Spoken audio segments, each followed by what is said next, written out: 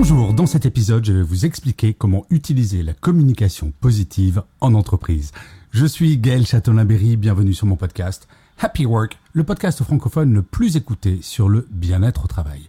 Alors, la communication positive. Je vais vous rassurer tout de suite, je ne vais pas vous proposer de vous transformer en bisounours sous amphétamine, histoire de tout voir en rose tout le temps, du matin au soir. Non, la communication positive, ce n'est absolument pas ça. La communication positive, c'est le fait de toujours être orienté vers la solution plutôt que de se focaliser sur le problème. Vous savez, je suis persuadé que vous en avez croisé des gens comme ça qui, dès qu'il y a un problème, vont plutôt se focaliser sur le fait de trouver un coupable, absolument, plutôt que de rechercher une solution et de savoir comment on va partir de ce problème pour arriver vers quelque chose de constructif. En fait, il y a plusieurs principes dans la communication positive et je vais vous en livrer un certain nombre. La première chose, c'est l'écoute active. Il est impossible d'avoir une communication positive si l'on ne donne pas l'impression, le sentiment fort et perçu de façon réelle que l'on écoute son interlocuteur, quelle que soit la situation. Trop souvent, on peut avoir tendance à couper la parole parce qu'on anticipe ce que la personne va dire, parce qu'on est persuadé de savoir ce qu'elle va dire. Ou alors, on a une opinion tellement tranchée qu'on va essayer d'imposer son opinion sans même faire l'effort d'écouter ce que dit la personne en face de nous. L'écoute active, il peut y avoir des preuves de celle-ci. Par exemple, si vous êtes manager et que vous avez une réunion en tête-à-tête avec un collaborateur ou une collaboratrice, prendre des notes est quelque chose d'extrêmement efficace. Une autre preuve d'écoute active est de ne pas checker ses mails pendant que la personne vous parle.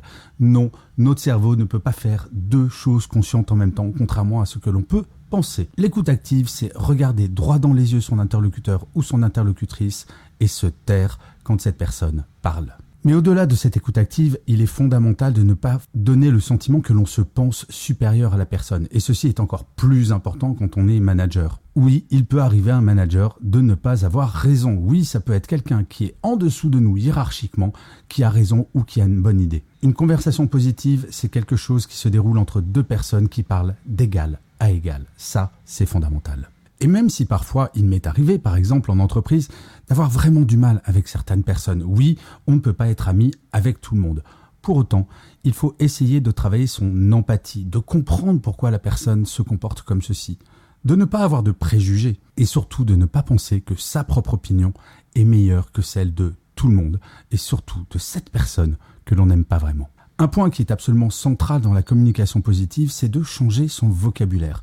Vous savez, on peut avoir tendance de temps en temps à dire « c'est pas moche » plutôt que de dire « c'est beau » ou de dire « ah, c'est pas mal » plutôt que de dire « c'est bien » ou encore au restaurant « ah ouais, c'est vraiment pas mauvais » plutôt que de dire « c'est bon ». Il ne faut pas avoir peur du positif.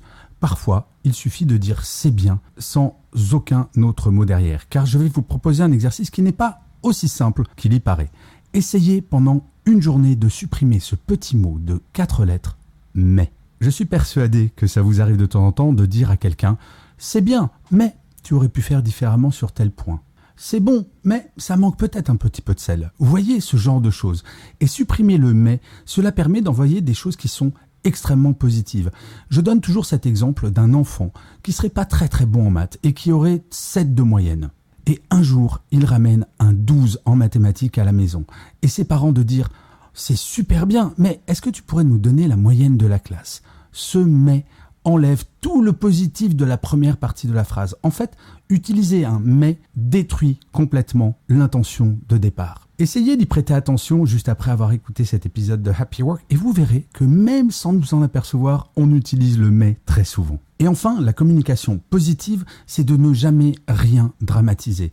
Quand il y a un problème, quand il y a un conflit, il faut toujours garder son calme et surtout être la personne qui se met dans la situation du chercheur ou de la chercheuse de solution. Et même dans les critiques que l'on pourrait faire du travail de notre collègue ou de quelqu'un avec qui l'on travaille, il est possible de faire des critiques constructives plutôt que de dire « non, sérieux, ton travail c'est nul », d'aller voir la personne en disant « franchement, je pense qu'il y a une bonne base, mais peut-être que l'on pourrait améliorer tel et tel point, car moi j'ai eu l'expérience de ce sujet-là et je pense pouvoir t'aider à progresser. » La critique constructive, c'est de ne jamais attaquer la personne en tant que telle, mais de lui faire comprendre que votre expérience ou vos compétences additionnelles vont lui permettre d'avancer. Il s'agit surtout de ne jamais juger, mais d'être dans la perspective de la progression. En fait, la communication positive, c'est l'une des bases de la bienveillance en entreprise. Il faut bien avoir conscience, comme je le dis très souvent, qu'on ne sauve pas de vie au quotidien, mis à part quelques métiers très rares tout de même. Et qu'être positif, c'est de toujours garder cela en tête et de se dire qu'en communiquant de façon positive, quelle que soit la situation, cela va permettre un vivre ensemble de très très grande qualité. Bref, essayez, vous verrez. Même pour vous, cela sera positif, car comme je le dis souvent, quand on est souriant, les gens ont tendance à être souriants avec vous-même. Eh bien, si vous avez une communication positive, vous allez voir, les gens vont changer leur mode de communication avec vous et seront également positifs et positives. Je vous remercie 1000 fois d'avoir écouté cet épisode de Happy Work ou de l'avoir regardé si vous êtes sur YouTube. N'hésitez surtout pas à vous abonner sur votre plateforme préférée. Cela prend 2 secondes et cela permettra à Happy Work de durer encore très longtemps. Et par ailleurs, de vous à moi, cela me fait très plaisir. Je vous dis rendez-vous à demain et d'ici là, plus que jamais, prenez soin de vous. Salut les amis.